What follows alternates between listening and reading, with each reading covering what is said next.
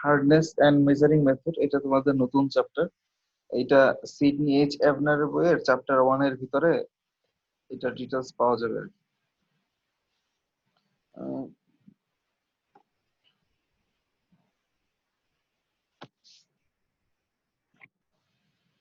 বেশ কিছু কথা বলে ফেলছিলাম, আবার সেগুলো রিপিট করতেছি আর কি।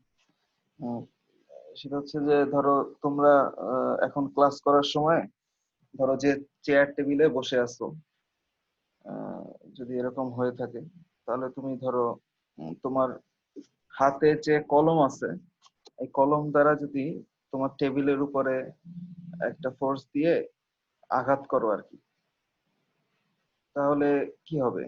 টেবিলের কিছু হবে? হবে না। তুমি যদি তোমার হাত দিয়ে জোরে ফোর্স দাও টেবিলের উপরে, হাত দিয়ে যদি জোরে টেবিলের উপরে একটা বাড়ি দাও, সেক্ষেত্রেও হয়তো টেবিলের কিছু হবে না। অনেক বেশি ফোর্স দিলে তুমি হাতে ব্যথা পাবা। তুমি যে চেয়ারে বসে আছো, এই চেয়ার দিয়ে যদি বাড়ি দাও, টেবিলটা যদি প্লাস্টিকের হয় তাহলে টেবিল ক্ষতিগ্রস্ত হবে আর কি। যে দুইটাই কাঠের হয়, হয়তো দুইটাই ক্ষতিগ্রস্ত হতে পারে বা কোনোটাই হবে না। আচ্ছা, যদি তুমি এটা, তোমরা মেশিন শপ প্র্যাকটিস ল্যাব আছে তোমাদের এই সেমিস্টারে, তো ওই সেমিস্টারে দেখবা আর কি ওই ল্যাবের মধ্যে যে ডিফারেন্ট টাইপস এর হ্যামার আছে, মানে আমরা বাংলায় যেটাকে হাতুড়ি বলি। তো হাতুড়ি দিয়ে যদি টেবিলের উপরে আঘাত করা হয় তাহলে কি হবে? হাতুড়ি কিছু হবে না, কিন্তু অনেক বেশি ফোর্স দিয়ে বা বারবার রিপিটিটিভ ভাবে যদি ফোর্স দেওয়া হয়, টেবিল আস্তে আস্তে ডিফরমেশন হইতে থাকবে, ডিফর্ম হইতে থাকবে, আস্তে আস্তে গর্ত হইতে থাকবে। একটা সময় এরকম বাড়ি দিতে থাকলে টেবিলটা একটা সময় ভেঙে ভেঙে যাবে। তার মানে একই সেম টেবিল, ধরো সেই টেবিলের উপরে ফোর্স দেওয়া হচ্ছে, সেম পরিমাণ ফোর্স দেওয়া হচ্ছে ডিফারেন্ট জিনিস দ্বারা। সেম টেবিলের উপরে কলম দ্বারা ফোর্স দেওয়া হচ্ছে, হাত দ্বারা ফোর্স দেওয়া হচ্ছে, হ্যামার দ্বারা ফোর্স দেওয়া হচ্ছে, অথবা তোমার খাতা দ্বারা ফোর্স দেওয়া হচ্ছে, কাগজ দ্বারা ফোর্স দেওয়া হচ্ছে। সেম পরিমাণ ফোর্স অ্যাপ্লাই করা হচ্ছে ডিফারেন্ট ম্যাটেরিয়ালস দ্বারা একই অবজেক্টের উপরে। কিন্তু যে সেম অবজেক্টের উপরে ফোর্স অ্যাপ্লাই করা হচ্ছে, তখন দেখা যাবে যে ডিফারেন্ট ভাবে রিয়াকশন দিবে, সেম রিয়াকশন দিবে না যদিও সেম ফোর্স অ্যাপ্লাই করা হয়। তো এই ডিফারেন্ট রিয়াকশন যে দিচ্ছে, এই প্রপার্টিসটাকেই আমরা বলতেছি হার্ডনেস। যে প্রপার্টিস এর কারণে একই ম্যাটেরিয়ালস এর উপরে ডিফারেন্ট ম্যাটেরিয়াল দিয়ে সেম ফোর্স অ্যাপ্লাই করার ফলে ডিফারেন্ট রিয়াকশন শো করে, সেই প্রপার্টিসটাকে আমরা হার্ডনেস বলতে পারি। তো ডেফিনেশন হিসেবে যদি বলি, hardness is defined as the ability of A material two resist plastic deformation. এখন প্লাস্টিক ডিফরমেশন আর ইলাস্টিক ডিফরমেশন, দুই ধরনের ডিফরমেশন বলতে পারি। ইলাস্টিসিটি আর প্লাস্টিসিটি তো তোমাদের হয়তো জানা আছে। ইলাস্টিক ডিফরমেশন মানে যে কোনো একটা ফোর্স যখন অ্যাপ্লাই করা হয়, কোনো একটা ফোর্স যখন অ্যাপ্লাই করা হয়, সেই ফোর্সটা সরায় নিলে যদি তার আগের অবস্থায় ফিরে আসে, ম্যাটেরিয়ালসের সাইজ এন্ড শেপ, তখন আমরা সেটাকে বলি ইলাস্টিক ডিফরমেশন। ইলাস্টিক ইলাস্টিক লিমিটের মধ্যে যখন ফোর্স দেওয়া হয় তখন ইলাস্টিক ডিফরমেশন হয়। ফোর্সের পরিমাণ যখন আরো ইনক্রিজ করা হয়, তখন ইলাস্টিক লিমিটের মধ্যে ফোর্সটা যেহেতু থাকতেছে না, ইলাস্টিক লিমিটকে ছাড়াই যাচ্ছে, তখন ফোর্সটাকে সরাই নিলেও আর আগের অবস্থায় ফিরে আসে না। তো এই আগের অবস্থায় যে ফিরে না আসে, এটাকে আমরা বলতেছি প্লাস্টিক ডিফরমেশন, অথবা একটা সময় আলটিমেটলি পার্মানেন্ট ডিফরমেশন। তো কোন একটা ম্যাটেরিয়ালস পার্মানেন্ট ডিফর্ম হওয়ার আগে সে যে রেজিস্ট্যান্সটা শো করে, সেটাকে আমরা বলতেছি হার্ডনেস। তাহলে হার্ডনেসটা বোঝা যাচ্ছে যে এটা একটা ফিজিক্যাল কনস্ট্যান্ট না। ফিজিক্যাল কনস্ট্যান্ট বলতে কোনো একটার মেল্টিং পয়েন্ট বা বয়লিং পয়েন্ট, অথবা এটা ইয়েল্ড স্ট্রেংথ, টেনসাইল স্ট্রেংথ, এগুলো হচ্ছে এক একটা ম্যাটেরিয়ালসের ফিজিক্যাল কনস্ট্যান্ট। কিন্তু হার্ডনেসটা কোনো ফিজিক্যাল কনস্ট্যান্ট না। কারণ হচ্ছে একটু আগেই যে এক্সাম্পলটা বললাম যে সেম ম্যাটেরিয়াল, সেম ফোর্স, কিন্তু ডিফারেন্ট ম্যাটেরিয়ালস দিয়ে যদি অ্যাপ্লাই করা হয়, সেক্ষেত্রে ডিফারেন্ট প্রপার্টিস বা ডিফারেন্ট রিয়াকশন শো করে। তার মানে যদি ফিজিক্যাল কনস্ট্যান্ট হইতো, তাহলে সেম ম্যাটেরিয়ালস এর উপরে সেম ফোর্স অ্যাপ্লাই করলে সেম রিয়াকশন শো করতো। যেহেতু ডিফারেন্ট রিয়াকশন শো করতেছে, এই কারণে আমরা এটাকে বলতেছি ফিজিক্যাল কনস্ট্যান্ট না। A complex property that depends on the strength and plasticity of the metal, মানে হচ্ছে যে কোন একটা মেটাল আমরা যার হার্ডনেস মেজার করব তার প্লাস্টিসিটির উপরে ডিপেন্ড করবে। মানে যত বেশি হবে ইলাস্টিক লিমিট যত তার বেশি হবে তত সে হার্ড হইতে পারে, স্ট্রেংথ যত বেশি হবে তত সে হার্ড হইতে পারে। তাহলে স্ট্রেংথ আর প্লাস্টিসিটির উপরে হার্ডনেসের মানে কত বেশি হার্ড হবে সেটা ডিপেন্ড করবে। আরেকটা হচ্ছে এই হার্ডনেসটাই অনেকগুলা মেথডে মেজার করা যায়, যেটা আমরা এই লেকচারের মধ্যে কয়েকটা মেথড দেখব। তো এক এক মেথডে এক একটা ফর্মুলা দিয়ে মেজার করা হয়, বা এক একটা মেথডের মধ্যে measurement criteria different. Measurement criteria different হওয়ার কারণে দেখা যায় যে ডিফারেন্ট ভ্যালু আসে। এই কারণে হার্ডনেসের মেথড অফ মেজারমেন্টের উপরেও হার্ডনেস নাম্বার বা হার্ডনেসের পরিমাণটা ডিপেন্ড করে। It is denoted by quantitatively by hardness number, মানে কোনটার হার্ডনেস কত সেটা আমরা হার্ডনেস নাম্বার দ্বারা এক্সপ্রেস করি। মানে যার নাম্বার যত বেশি সেইটা তত বেশি হার্ড। তো কিছু মেথড অফ মেজারমেন্ট যেমন নামগুলো হচ্ছে বিনাল টেস্টিং এর মাধ্যমে বিনাল হার্ডনেস মেজার করে, ভিকার টেস্টিং এর মাধ্যমে ভিকার হার্ডনেস মেজার করে, রকওয়েল টেস্টিং এর মাধ্যমে রকওয়েল হার্ডনেস মেজার করে। এছাড়া আরেকটা আছে মাইক্রো হার্ডনেস বা ইন্ডেন্টেশন হার্ডনেস টেস্টিং এক ধরনের আছে। তো ইন্ডেন্টেশন টেস্ট, ইন্ডেন্টেশন এই ওয়ার্ডটা যেটা বললাম যে কোনো একটা হ্যামার বা হাতুড়ি দিয়ে যদি তুমি একটা ফোর্স দাও, ফোর্স দিলে কিছু অংশ গর্ত হয়ে যাবে, টেবিলের কিছু একটা অংশ নিচে নেমে যাবে। এই যে নিচে নেমে যাচ্ছে এটাকেই বলা হয় ইন্ডেন্টেশন। মানে যতটুকু নিচে নেমে যাচ্ছে এইটাকে বলা হচ্ছে ইন্ডেন্টেশন, বা এই ঘটনাটাকে বলা হচ্ছে ইন্ডেন্টেশন।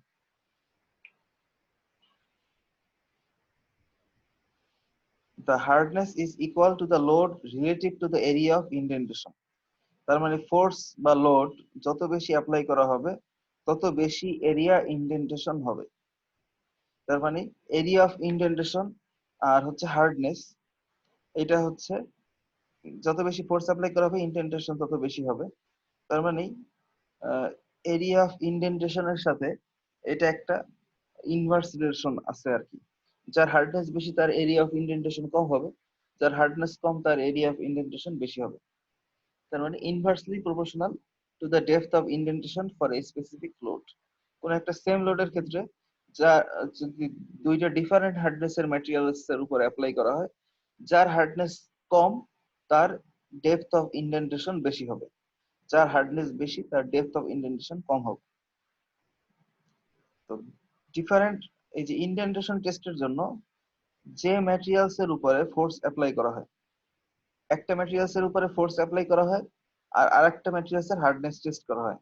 তো যে ম্যাটেরিয়ালসটার উপরে ফোর্স অ্যাপ্লাই করা হয় সেটাকে বলা হয় ইন্ডেন্টর। ইন্ডেন্টেশন টেস্টিং এর জন্য যে ম্যাটেরিয়ালস এর উপরে ফোর্স অ্যাপ্লাই করে হার্ডনেস টেস্টিং করা হয় সেই ম্যাটেরিয়ালসটাকে আমরা বলি ইন্ডেন্টর। আর যার হার্ডনেস টেস্ট করা হচ্ছে তাকে বলা হবে ওয়ার্কপিস, জব অথবা স্পেসিমেন। তো ওয়ার্কপিস, জব বা স্পেসিমেনের হার্ডনেস টেস্ট করার জন্য আরেকটা ম্যাটেরিয়ালস এর উপরে ফোর্স অ্যাপ্লাই করা হয়, যে ম্যাটেরিয়ালসটা ওই স্পেসিমেনের সাথে ইন কন্টাক্ট থাকে অথবা একটা মিনিমাম ডিস্টেন্সে থাকে। যখন তাহলে এই যে ম্যাটেরিয়ালসটা যেটা স্পেসিমেনের সাথে ইন কন্টাক্ট অথবা একটা মিনিমাম ডিস্টেন্সে থাকে তাকে আমরা বলতেছি ইন্ডেন্টর। তো ডিফারেন্ট শেপের ইন্ডেন্টর ইউজ করা হয় ডিফারেন্ট টেস্টিং এর ক্ষেত্রে। যেমন হার্ডেন্ড স্টিল বল ইউজ করা হয়, বল শেপড ইন্ডেন্টর ইউজ করা হয় বিনল টেস্টের ক্ষেত্রে আর রকওয়েল টেস্টের ক্ষেত্রে। ডায়মন্ড কোন ইউজ করা হয় রকওয়েল টেস্টের ক্ষেত্রে। মানে ডায়মন্ড শেপের ট্রায়াঙ্গুলার, মানে চারটা ট্রায়াঙ্গেল মিলে যে ডায়মন্ড হয়, তো ডায়মন্ড কোন আকৃতির ইন্ডেন্টর ইউজ করা হয় রকওয়েল টেস্টের ক্ষেত্রে। পিরামিড শেপের ইন্ডেন্টর ইউজ করা হয় ভিকার টেস্টের ক্ষেত্রে, এমনকি মাইক্রো হার্ডনেস টেস্টের ক্ষেত্রে। হার্ডনেস টেস্টিং এর ক্ষেত্রে আরেকটা আহ, আরেকটা ইম্পর্টেন্ট টার্ম, সেটাকে আমরা ইম্প্যাক্ট লোডিং বলি। তোমরা এটা ইন্টারমিডিয়েটে অথবা এসএসসি তে ফিজিক্সে পড়ে আসছো আর কি। স্যার একটা প্রশ্ন ছিল। হ্যাঁ বলো। স্যার হার্ডনেস আর মানে ইন্ডেন্টেশন যদি দুইটা আলাদা মানে মেটালের উপর পরীক্ষা করা হয়, তাহলে ওই হার্ডনেস আর ইন্ডেন্টেশনের কম্পেয়ার কিভাবে করা হবে? ইনডেন্টেশন করেই তো হার্ডনেসটা মেজার করা হচ্ছে, মানে এটা তো ডিফারেন্ট কিছু না। মানে কোন একটা ম্যাটেরিয়ালসকে যখন ইনডেন্টর দিয়ে ফোর্স অ্যাপ্লাই করা হচ্ছে, ইনডেন্টরের উপরে একটা ফোর্স অ্যাপ্লাই করা হচ্ছে, যে ফোর্সটা তোমার স্পেসিমেনের উপরে যে পড়তেছে।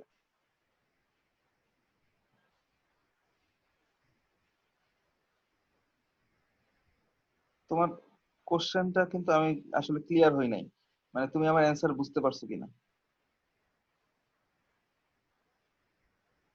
না স্যার, বুঝি নাই। তাহলে কোশ্চেনটাকে আবার করতে হবে। মানে স্যার হার্ডনেস আর ইন্ডেন্টেশন কি দুইটা আলাদা পদার্থের উপর পরীক্ষা করা হয়? না না না, সাপোজ এটা এটা একটা স্পেসিমেন বা এটা একটা ওয়ার্কপিস যার আমরা হার্ডনেস টেস্ট করব। এই যে বললাম যে ডিফারেন্ট শেপের ইনডেন্টর, এই যে ধরো স্টিল বল, তাহলে একটা বল শেপ বা একটা রাউন্ড শেপের এটা হচ্ছে একটা ইনডেন্টর। এখন এই ইনডেন্টরের উপর একটা ফোর্স অ্যাপ্লাই করা হয়। ফোর্স অ্যাপ্লাই করলে তাহলে এই যে, স্যার বুঝে গেছি স্যার, স্যার বুঝে ফেলছি। হ্যাঁ, ফোর্স অ্যাপ্লাই করার ফলে এই স্পেসিমেনের উপরে একটা অংশ গর্ত হয়ে যায় বা ইনডেন্টেশন হয়, সেই এরিয়াটাকে হ্যাঁ মেজার স্যার। করে আমরা হার্ডনেসটাকে মেজার করি। ওকে স্যার, বুঝছি। ইম্প্যাক্ট লোড, তোমরা ফিজিক্সে যেটা পড়ছিলে আর কি, ঘাত বল বা বলের ঘাত ছিল না তোমাদের এসএসসি তে বা ইন্টারে কোন এক জায়গায় ছিল আর কি। তার মানে ইম্প্যাক্ট লোডিং কোন একটা অল্প সময়ের জন্য যদি একটা হিউজ একটা লোড অ্যাপ্লাই করা হয়, তখন আমরা সেটাকে বলি ইম্প্যাক্ট লোডিং। অল্প সময়ের জন্য হিউজ লোড, এটাকে ইম্প্যাক্ট লোডিং বলি। হার্ডনেস টেস্টিং এর জন্য ইম্প্যাক্ট লোডিং হইতে হবে। যদি হার্ডনেস টেস্টিং করার সময় ইম্প্যাক্ট লোড না হয়ে যদি আস্তে আস্তে লোড অ্যাপ্লাই করা হয়, সেক্ষেত্রে কিন্তু ওই যে ইলাস্টিসিটির মধ্যে লোডটা অল্প অল্প করে লোডটা ইনক্রিজ করবে, তো তখন দেখা যাবে ইলাস্টিক লিমিটের মধ্যে তখন আর পার্মানেন্ট ডিফর্মেশন হচ্ছে না। এই কারণে লোডটা যখন দেওয়া হবে তখন একটা ইম্প্যাক্ট লোড হবে, তখন হার্ডনেসটা অ্যাকচুয়াল ভ্যালু পাওয়া যাবে। তো আস্তে আস্তে ফোর্স অ্যাপ্লাই করলে সেটা ইলাস্টিক বিহেভিয়ার শো করবে, তখন আর অ্যাকচুয়াল হার্ডনেস এর মেজারমেন্টটা পাওয়া যাবে না। এই কারণে হার্ডনেস টেস্টিং এর সময় যে লোডটা অ্যাপ্লাই করা হয়, এটা ইম্প্যাক্ট লোড বা খুব অল্প সময়ের মধ্যে লার্জ একটা লোড দিতে হয়। আর এক ধরনের হার্ডনেস টেস্টিং আছে, যেটাকে আমরা বলি আল্ট্রাসনিক ভাইব্রেশনস। তোমরা যদি দেখবা যে অনেক পুরানো বাসা, যেটা পুরানো বাসাগুলোর মধ্যে দেখতে পাবা যে অনেক দিন থেকে একটা বাসার মধ্যে ধরো টাইলসও হতে পারে বা মোজাইক করা হতে পারে বা নর্মাল ফ্লোরও যদি হয়, দেখবা যে যেখানে পানি পড়ে আর ওয়াশরুমের মধ্যে যেখানে পানি পড়ে, ওই জায়গাটা দেখবা একটা রাউন্ড শেপের হয়ে যাচ্ছে। তো পানির হার্ডনেস এর চাইতে তো নিচের ফ্লোরের, সেটা টাইলস হোক, মোজাইক হোক অথবা নর্মাল ফ্লোর হোক, পানির চাইতে তার হার্ডনেস তো অনেক বেশি। কিন্তু দেখো আস্তে আস্তে যখন পানিটা এরকম অনেক দিন থেকে পড়তেছে, বছরের পর বছর পড়তেছে, ওইখানে একটা, যেখানে পানিটা সরাসরি পড়তেছে সেখানে একটা রাউন্ড শেপ হয়ে যাচ্ছে। কেন হচ্ছে? কারণ অনেক দিন থেকে এরকম অল্প অল্প অল্প অল্প করে ফোর্স অ্যাপ্লাই করতে করতে ওই ফ্লোরের ফ্লোরের রেজিস্ট্যান্সটা কমে গেছে, ফ্লোরটা আস্তে আস্তে ইনডেন্টেশন হয়েছে। একইভাবে সাউন্ডের মাধ্যমে বা ভাইব্রেশন ক্রিয়েট করার মাধ্যমে, ভাইব্রেশন বা সাউন্ড ক্রিয়েট করা হয় কিভাবে? আমরা জানি যে আহ, বাতাসে অসিলেশন যখন হয় তখন আমরা একটা সাউন্ড শুনতে পাই। তো একইভাবে আল্ট্রাসনিক ভাবে আমরা যখন অসিলেশন ক্রিয়েট করা হয়, তো এরকম আস্তে আস্তে যখন অনেকগুলো অসিলেশন হইতে থাকবে, তখন আস্তে আস্তে দেখা যায় যে ওই মেটাল যার উপরে অসিলেট করবে আর কি, বা যেখানে ওয়েভটা তৈরি হবে অসিলেশন হওয়ার ফলে, বা আল্ট্রাসনিক ভাইব্রেশন যেখানে তৈরি হবে, তো আস্তে আস্তে ওই মেটালটার উপরে ডিফরমেশন হতে থাকে। এরকম যখন অনেকক্ষণ ধরে আমরা আল্ট্রাসনিক ভাইব্রেশন দেওয়া হবে কোন একটা ম্যাটেরিয়ালস এর উপরে, তখন দেখা যায় যে আস্তে আস্তে ডিফরমেশন হতে থাকে। তো কি রেঞ্জের ভাইব্রেশন দেওয়া হচ্ছে বা কি রেঞ্জের অসিলেটিং করা হচ্ছে এবং কি পরিমাণ ডিফরমেশন হচ্ছে, এই দুইটার কম্পেয়ার দ্বারা ম্যাটেরিয়ালস এর হার্ডনেস মেজার করা যায়। এটা একটা প্রসিডিউর আর কি। তো আমরা বেসিক যে তিনটা হার্ডনেস এর মানে মেজর যে তিনটা হার্ডনেস মেজারিং মেথড আছে, তার ভিতরে আমরা এক প্রথম স্লাইডেই বলতেছিলাম যে হার্ডনেস কে মেজার করা একটা নাম্বার দ্বারা। তো বিনাল টেস্টের মাধ্যমে যে হার্ডনেস এর রেজাল্ট যেটা আসবে ওইটাকে বলা হয় এইচপি, মানে হার্ডনেস বিনাল। রকওয়েল টেস্টের ক্ষেত্রে যেটা আসে সেটাকে বলে এইচআর বা হার্ডনেস রকওয়েল। ভিকার টেস্টের ক্ষেত্রে যে ভ্যালুটা আসে তার ইউনিটটা হয় এইচভি, হার্ডনেস ভিকার। এইচ হচ্ছে হার্ডনেস, আর যে টেস্ট করা হবে ওই টেস্টের নাম অনুযায়ী তার ইউনিটটা হয়। এখন ধরো কোনো একটা ল্যাবের মধ্যে এই তিনটা হার্ডনেসেরই যে কোনো একটা টাইপের হার্ডনেস মেজার করার সিস্টেম আছে। সাপোজ কোনো একটা ল্যাবের মধ্যে বিনাল টেস্টিং এর মাধ্যমে হার্ডনেস মেজার করা যায়। আগেই বলছি যে মেথড অফ মেজারমেন্টের উপরে হার্ডনেস এর নাম্বারটা ভ্যারি করে। ডিফারেন্ট মেথডে হার্ডনেস মেজার করার ফলে যে রেজাল্টটা পাওয়া যাবে, যেহেতু ফর্মুলা ডিফারেন্ট থাকে, এই কারণে ওই নাম্বারটাও বা অ্যান্সারটাও ডিফারেন্ট পাওয়া যায়।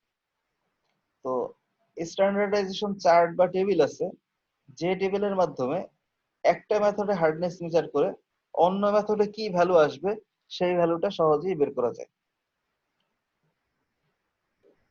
একটা এক্সাম্পল হিসাবে যদি বলি, জাস্ট এক্সাম্পল, এটা অ্যাকচুয়াল কোনো নাম্বার না। কনভার্সনে এরকম হইতে পারে,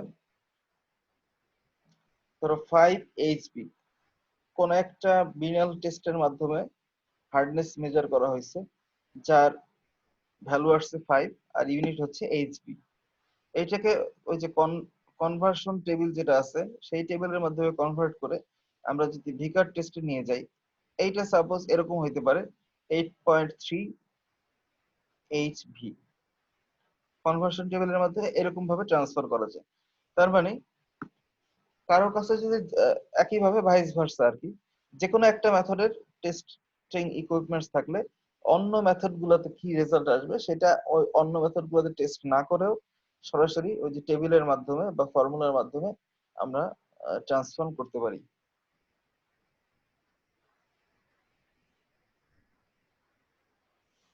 তো কোন হার্ডনেস টেস্টিংটা করা হবে, মানে কোন হার্ডনেস টেস্টিংটা কোন একটা ম্যাটেরিয়ালস এর জন্য অ্যাপ্লিকেবল, সেটা ডিপেন্ড করে কোন ম্যাটেরিয়ালস কে টেস্ট করা হচ্ছে তার উপরে। যে ম্যাটেরিয়ালসটা টেস্ট করা হচ্ছে তার ডাইমেনশন কেমন, সাইজ শেপ কেমন, shape of the specimen or article. কোন একটা স্পেসিমেন স্পেসিমেন যদি একটা সার্কুলার শেপের হয়,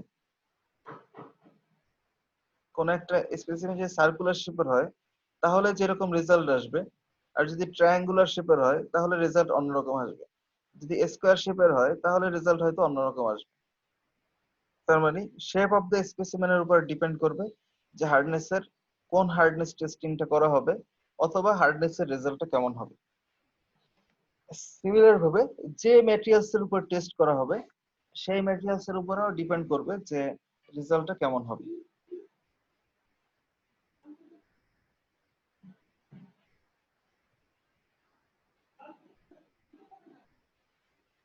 hardness is very sensitive to changes in the metal structure. কোনো কারণে হিট বা টেম্পারেচার, মানে টেম্পারেচার অথবা প্রেসার এর চেঞ্জের ফলে যদি মেটালের স্ট্রাকচার বা ইন্টারনাল স্ট্রাকচার বা মাইক্রো স্ট্রাকচার চেঞ্জ হয়,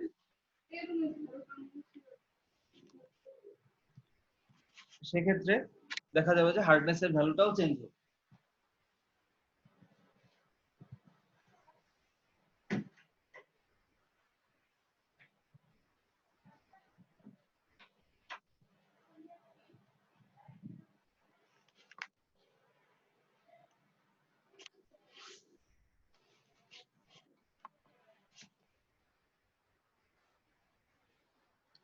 hardness of the metals and alloys. Alloy আমরা বলছিলাম যে মেটাল মেটাল অথবা মেটাল নন মেটাল যখন মিক্স করা হয় তখন সেটাকে আমরা অ্যালয় বলি।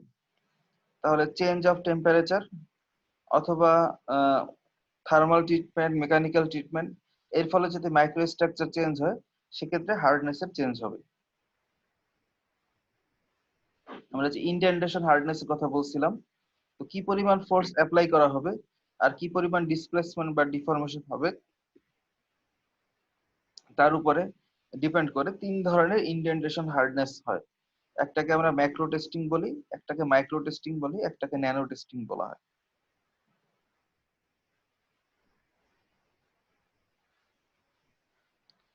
Measurement of the macro hardness, এটা নাম শুনেই আসলে কিছুটা বোঝা যায় আর কি।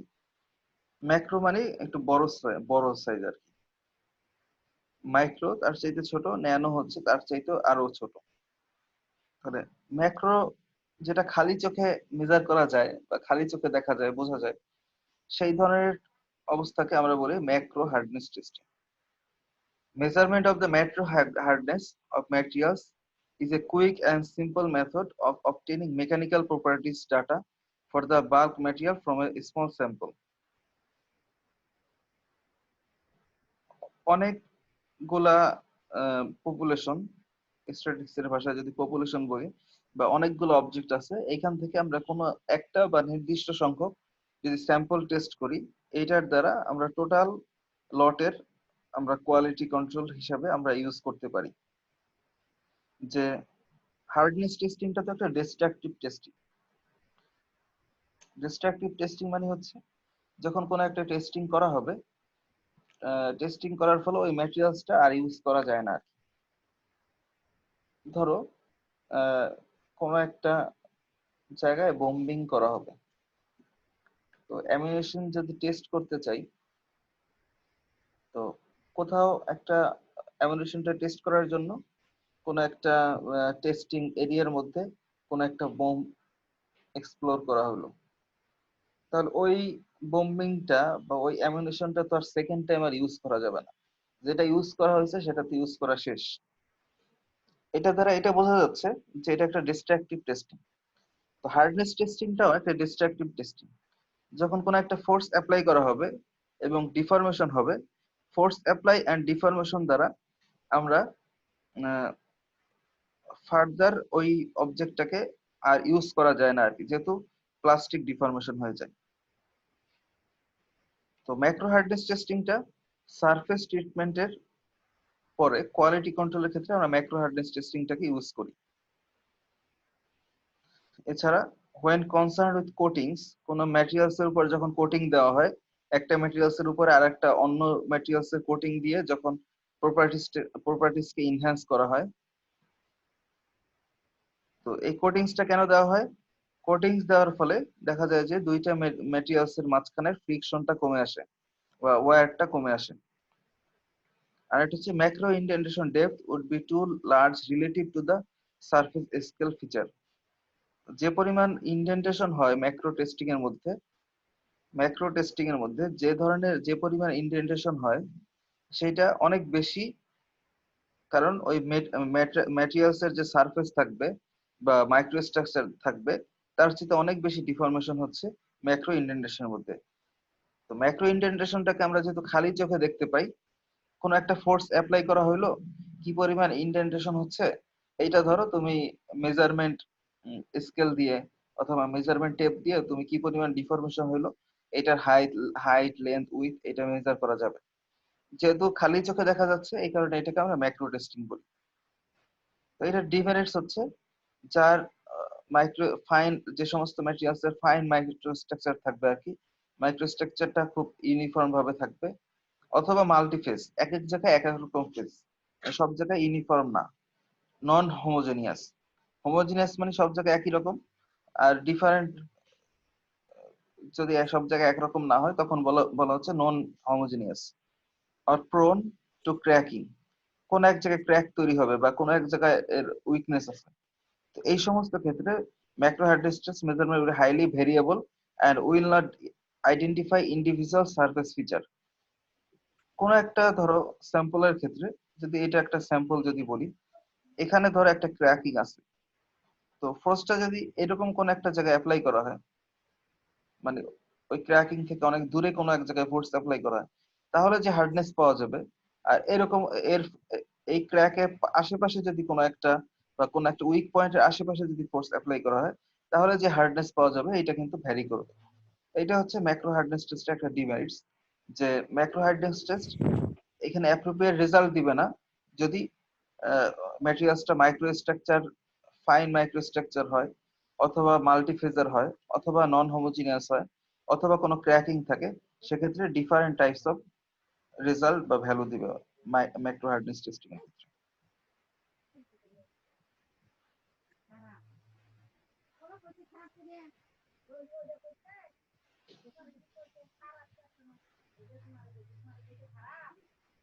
মাইক্রো হার্ডনেস টেস্টিং, আমরা যে ভিকার টেস্টিং যেটা ইউজ করা হয়, এই ভিকার টেস্টিংটা হচ্ছে ভিকার ইন্ডেন্টার বা নুব ইন্ডেন্টার ইউজ করা হয়, এবং মাইক্রো লেভেলে এটা চেঞ্জ হয়, স্ট্রাকচারের মাইক্রো লেভেলে চেঞ্জ হয়। তো এখানে যে ফোর্সটা অ্যাপ্লাই করা হয়, 15 থেকে 1000 গ্রাম ফোর্স লোড অ্যাপ্লাই করা হয়। তো নুব বা ভিকার ইন্ডেন্টারের উপরে 15 গ্রাম ফোর্স থেকে 1000 গ্রাম ফোর্স পর্যন্ত অ্যাপ্লাই করা হয়। Usually indentation are so small that they must be measured with a microscope. যে পরিমাণ ডিফরমেশন হয়, এই ডিফরমেশনটা খালি চোখে দেখা যায় না। তো খালি চোখে যেহেতু দেখা যায় না, তার মানে মেজার করা খালি চোখে তোমার নর্মাল মেজারিং স্কেল দিয়ে অথবা মেজারিং টেপ দিয়ে যেহেতু মেজার করা যাচ্ছে না, এটা ইলেকট্রনিক মাইক্রোস্কোপের নিচে রেখে মেজার করা হচ্ছে। তো মাইক্রোস্কোপের নিচে রেখে যেহেতু মেজার করা হচ্ছে, এই কারণে এটাকে আমরা বলি মাইক্রো হার্ডনেস। মাইক্রো কনস্টিটিউয়েন্ট যেগুলো আছে বা ছোট ছোট অবজেক্ট যেগুলো আছে, এগুলোর হার্ডনেস মেজার করার ক্ষেত্রে মাইক্রো হার্ডনেস টেস্টিংটা ইউজ করা যায়। Conversions from micro hardness values to tensile strength and other hardness scales যেমন Rockwell are available for many metal and alloys. যেটা বললাম যে এরকম ভিকার টেস্টিং থেকে আমরা চাইলে রকওয়েল টেস্টিং এর মধ্যে চেঞ্জ করতে পারি যদি আমরা মাইক্রো হার্ডনেস টেস্টিং ইউজ করি। Micro indenters works by pressing a tip into a sample and continuously measuring applied load and penetration depth and cycle time. দেখো কয়েকটা জিনিস এখানে ডিপেন্ড করতেছে। একটা হচ্ছে যে আমরা যখন মাইক্রো হার্ড ডিস্ক টেস্টিংটা করা হয়, সাধারণত আমরা ডায়মন্ড বা কোন আকৃতির আমরা ইন্ডেন্টার ইউজ করা হচ্ছে। তো ডায়মন্ড বা কোন আকৃতির ইন্ডেন্টার যখন ইউজ করা হয়, তখন এই টিপটা, এরকম একটা টিপ থাকে ইন্ডেন্টরের, তো টিপ দিয়ে ফোর্স অ্যাপ্লাই করা হচ্ছে, কি পরিমাণ ফোর্স দেওয়া হচ্ছে বা লোড দেওয়া হচ্ছে, কি পরিমাণ অবজেক্টটার ভিতরে পেনিট্রেট করতেছে, কি পরিমাণ এরকম গর্ত হয়ে যাচ্ছে, আর হচ্ছে সাইকেল টাইম, মানে প্রত্যেকবার ফোর্সের পরে কতটুকু হচ্ছে, আবার কখন কতটুকু পর পরে ফোর্স দেওয়া হচ্ছে, তো এই সাইকেল টাইমটা যে মেজার করা হচ্ছে, তো এই সব কিছুর উপরে মাইক্রো হার্ডনেস টেস্টিংটা ডিপেন্ড করবে। আর এটা হচ্ছে ন্যানো হার্ডনেস টেস্টিং। নাম শুনে বোঝা যাচ্ছে যে এটা আরো স্মল লেভেলের আর কি। Nano indentation test measure the hardness by indenting using very small in order to on nano newton, মানে ফোর্সটাও খুব কম থাকবে আর কি। On nano newton force apply করা হয়। তো indentation forces and measures the depth of indentation that was made. এত অল্প পরিমাণ ফোর্স দেওয়ার ফলে কি পরিমাণ চেঞ্জ হচ্ছে সেটা ন্যানো লেভেলে মেজার করা হয়। The tests are based on new technology that allows the precise measurement and control of the indentation force. কারণ 1 ন্যানো নিউটন ফোর্স এইটাও যেমন কম, 1 ন্যানো নিউটন ফোর্স অ্যাপ্লাই করলে যে পরিমাণ ইন্ডেন্টেশন হবে তার ভ্যালুটাও অনেক কম। তো প্রিসাইজ ইনস্ট্রুমেন্ট দিয়ে ন্যানো ইন্ডেন্টেশন এর রেজাল্ট গুলো মেজার করা যায়। By measuring the depth of indentation and progressive level of forcing are measurable on the same piece. কোন একটা ম্যাটেরিয়াল যার হার্ডনেস টেস্টিং করা হবে, তার উপরে কি পরিমাণ ফোর্স অ্যাপ্লাই করা হচ্ছে আর কি পরিমাণ ডেপথ এর ইন্ডেন্টেশন হচ্ছে, তার উপরে ডিপেন্ড করে ন্যানো ইন্ডেন্টেশন টেস্টের হার্ডনেসটা মেজার করা যায়। This allows the tester to determine the maximum indentation load. তো কখন ডিফরমেশন হবে আর ম্যাক্সিমাম কতটুকু ইন্ডেন্টেশন করা যাবে বা কি পরিমাণ লোড দেওয়া যাবে সেটা ডিপেন্ড করবে। Hardness is compromised and the film is no longer within the testing ranges. তার মানে যখন এই ম্যাক্সিমাম ইন্ডেন্টেশন লোডের চেয়ে বেশি পরিমাণ লোড অ্যাপ্লাই করা হবে, তখন এই দেখা যাবে যে হার্ডনেসটার রেজাল্ট আর আসবে না, রেজাল্টটা কম্প্রোমাইজ হয়ে যাবে। This also allows the check to be completed to determine if the hardness remains constant. তো এই ধরনের অল্প পরিমাণ ফোর্স আর অল্প পরিমাণ ডিফরমেশন মেজার করে করে যেহেতু হার্ডনেসটা কনস্ট্যান্ট কিনা বা সব জায়গায় একই ধরনের হার্ডনেস কিনা সেটাকে আমরা মেজার করতে পারি। আর এটা হচ্ছে ন্যানো হার্ডনেস টেস্টিং এর মাধ্যমে আমরা যে হার্ডনেসটা মেজার করি, এই টেস্টিং এর ক্ষেত্রে সাধারণত স্মল ম্যাটেরিয়ালস এর ক্ষেত্রে বা মাইক্রো স্ট্রাকচার লেভেলের যে চেঞ্জটা হয় সেই চেঞ্জটাকে আমরা ন্যানো ইনস্ট্রুমেন্ট বা প্রিসাইজ ইনস্ট্রুমেন্ট দিয়ে আমরা মেজার করে এই ধরনের হার্ডনেস গুলোকে আমরা টেস্টিং করি।